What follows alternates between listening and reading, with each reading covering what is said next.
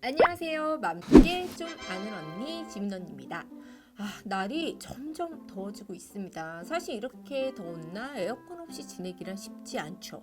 그런데 마트나 은행, 어린이집 등등 너무 많은 환경의 에어컨에 노출이 되어 있다 보니까 아이들이 냉방병에 걸리는 경우가 생깁니다. 오늘은 이 냉방병의 원인과 대처법에 대해서 알아보도록 하겠습니다. 자, 냉방병이란 무엇이냐? 냉방병은요, 실내외 온도차가 심해서 생기는 증상이 바로 냉방병입니다. 따라서 냉방병의 가장 큰 원인은 실내외 온도차이겠죠.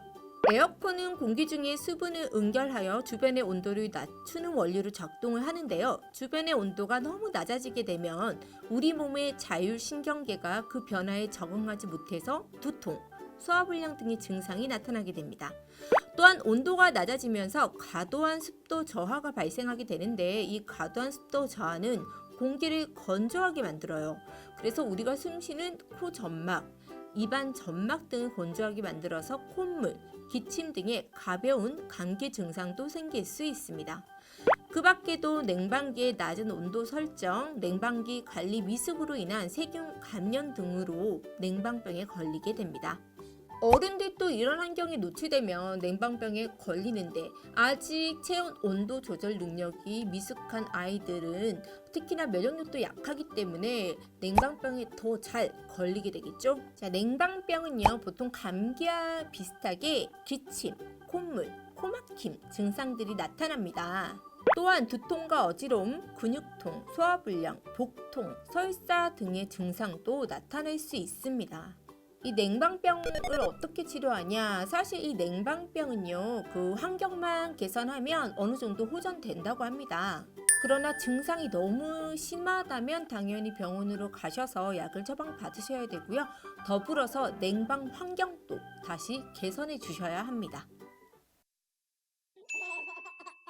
자, 그럼 언니가 냉방병에 대처하는 방법 알려드리도록 하겠습니다. 자, 첫 번째, 실내외 온도차가 3도에서 5도 이상 차이 나지 않게 해주셔야 합니다. 에어컨을 사용할 때 실내 온도차가 3도에서 5도 정도 이렇게 더 이상 차이가 나지 않게 하는 게 좋은데요. 실내 온도를 25도에서 26도 정도에 맞추고 더 이상 내려가지 않도록 하는 게 좋습니다. 그런데 사실 너무 더워서 이렇게 맞추는 게 쉽지가 않죠. 너무 더울 때는요, 온도를 조금 더 낮추시고요. 어느 정도 시원해지고 나면 다시 25도 정도로 맞춰주시는 게 좋습니다.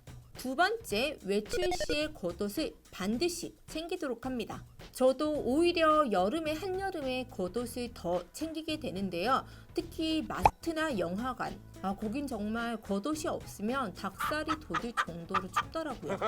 세 번째, 냉방 중인 실내에서는 찬 음식은 피하는 게 좋습니다. 냉방 중인 실내에서 찬 음식을 먹으면은 체온 유지가 어려워서 더 추위를 느끼게 되는데요. 사실 이것도 지키기 쉽지 않죠. 네 번째, 에어컨 필터는 청결하게 관리해 주시는 것이 좋습니다. 에어컨의 냉각수나 공기가 세균들로 오염되면 레지오넬라 균에 감염될 수 있습니다. 이 균은 냉각기 내에서 잘 서식하고요. 감염된 냉각기를 통해서 들어온 공기를 마시게 되면 아이들같이 면역 기능이 약한 사람들은 더욱 이 균에 감염되기 쉽습니다. 따라서 이를 예방하기 위해서는 냉방기의 청결 유지가 중요한데요. 집안 냉방기뿐만 아니고요. 자동차 안에 냉방기도 마찬가지입니다. 그리고 그 다음 환기를 반드시 시켜주셔야 합니다. 보통은 시원한 실내 온도를 유지하기 위해서 환기를 잘 시키지 않으시죠. 하지만 환기를 시키지 않으면 냉방기구, 가스레인지 등에서 발생하는 화학 성분들이 계속 실내에 쌓이게 될 거예요. 규칙적인 환기를 통해서 이러한 유해 물질이 밖으로 나가도록 해주셔야 합니다. 자, 그리고 마지막으로 숙면에 취해야 합니다. 수면 부족은 몸의 면역력을 떨어뜨리죠. 따라서 아이들이 숙면에 취할 수 있도록 잠자는 환경을 잘 조성해 주셔야 하는데요. 사실 열대야 때문에 못 자는 경우가 너무 많습니다. 잠들기 전에 미지근한 물로 몸에 샤워를 하면은 오히려 숙면에 취하는데 도움이 된다고 합니다.